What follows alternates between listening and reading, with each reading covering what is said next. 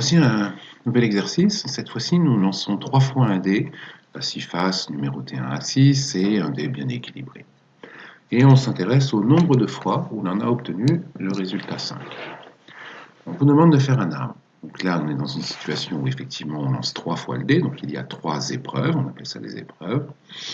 Et donc, on ne peut pas faire un tableau quand il y a 3 épreuves, puisque ça ferait un tableau à 3 entrées.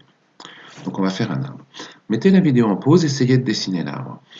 N'y passez pas trop de temps, vous allez rencontrer certainement une difficulté, vous reviendrez à la vidéo, mais déjà, dans un premier temps, essayez de le faire par vous-même. Bien, alors voyons un petit peu. Donc en général, la plupart des élèves vont faire un arbre à 6 branches, puisqu'on peut obtenir 1, 2, 3, 4, 5 ou 6. Et donc pour chaque résultat, par exemple si je prends ici la première branche, et que donc, le résultat 1, il va y avoir à nouveau, pour le deuxième lancer, 6 nouvelles branches. Donc en tout, 6 fois 6, 36 branches pour le deuxième lancer. Et on n'est encore pas au bout de nos peines, puisque pour chaque branche ici, il va falloir à nouveau dessiner 6 branches pour le troisième lancer. Et donc, on va obtenir un arbre qui est extrêmement difficile à dessiner, illisible, et qui en plus serait, même si on arrivait à le dessiner correctement, de toute façon très difficile à exploiter. Donc ce n'est pas la bonne méthode. Alors en fait, ici, qu'est-ce qu'on a fait? Eh bien, on a perdu de vue l'essentiel. L'essentiel, c'est on compte le nombre de fois où l'on a obtenu 5. Donc qu'on obtienne 1, 2, 3, 4 ou 6, c'est exactement pareil. La seule chose qui compte, c'est est-ce que j'ai 5 ou est-ce que je n'ai pas 5. Donc en fait, il n'y a que 2 résultats intéressants à chaque lancer. 5 ou pas 5. Donc je vais noter 5 ou 5 barres, le contraire de 5, c'est-à-dire autre chose que 5. Alors la difficulté qui apparaît ici, c'est qu'on n'a pas autant de chances d'obtenir 5 que pas 5. On a une chance sur 6 d'obtenir 5 et 5 chances sur 6 d'obtenir autre chose que 5. Donc on va le noter ici, le long de chaque branche, on va noter la probabilité associée à cette branche. Donc j'ai une chance sur 6 de passer par là et 5 chances sur 6 de passer par là dans mon arbre. Deuxième lancer de dés, c'est exactement pareil. Je vous laisse continuer l'arbre, vous mettez la vidéo en pause et vous revenez pour valider la construction de l'arbre. Bien, donc nous continuons maintenant. Donc deuxième lancer de dés, je peux obtenir 5 ou pas 5, et avec les mêmes probabilités, 1 sixième et 5 sixièmes. Et troisième lancer de dés, à nouveau, on va avoir 5 ou pas 5, avec les probabilités 1 sixième ou 5 sixièmes. Donc cet arbre-là, qui a 8 branches, mais avec des pondérations, c'est-à-dire des probabilités associées à chaque branche, on appelle ça un arbre pondéré, c'est-à-dire qu'on pondère, les branches n'ont pas toutes la même probabilité. Alors intéressons-nous d'abord aux résultats. Ici, sur cette branche du haut, j'ai obtenu 5, puis à nouveau 5, puis à nouveau 5, donc j'ai obtenu 3 fois le résultat 5.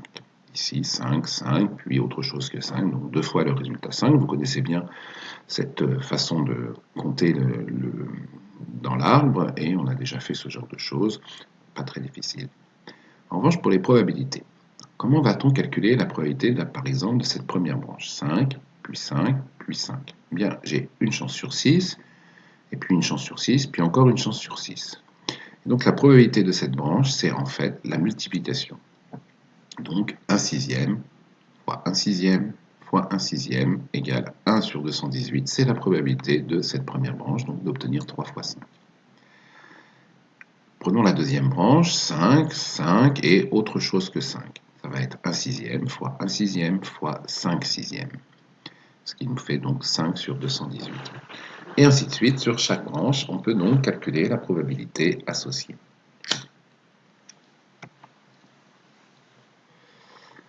Donc je reporte tout ça soigneusement, et donc j'ai maintenant l'arbre complet, l'arbre pondéré complet. Bon là, les pondérations n'apparaissent plus sur les branches, mais vous les avez dans les diapositives précédentes.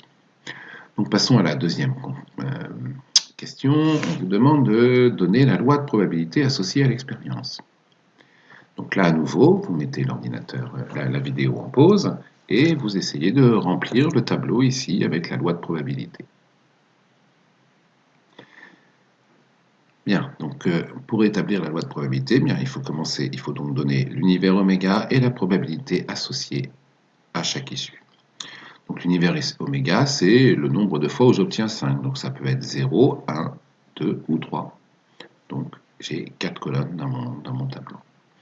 La probabilité associée à chaque issue, eh bien, pour la probabilité d'obtenir 0 fois le résultat 5. Donc il n'y a qu'une seule branche ici, et donc c'est autre chose que 5, puis autre chose que 5, puis encore autre chose que 5. Et la probabilité de cette branche, c'est 125 sur 218, il n'y en a qu'une. Donc la probabilité d'obtenir 0 fois le résultat 5, c'est bien 125 sur 218. Passons à la probabilité d'obtenir 1. Donc là, il y a 3 branches. Donc la probabilité d'un événement, c'est la somme des probabilités des issues qui le constituent.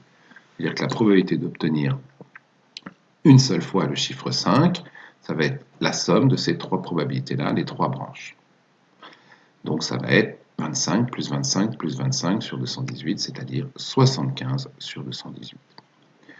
De même, pour la probabilité d'obtenir 2, eh bien, on a 3 branches, donc on fait la somme, donc 5 sur 218 plus 5 sur 218 plus 5 sur 218, soit 15 sur 218, c'est la probabilité d'obtenir 2 fois le résultat 5.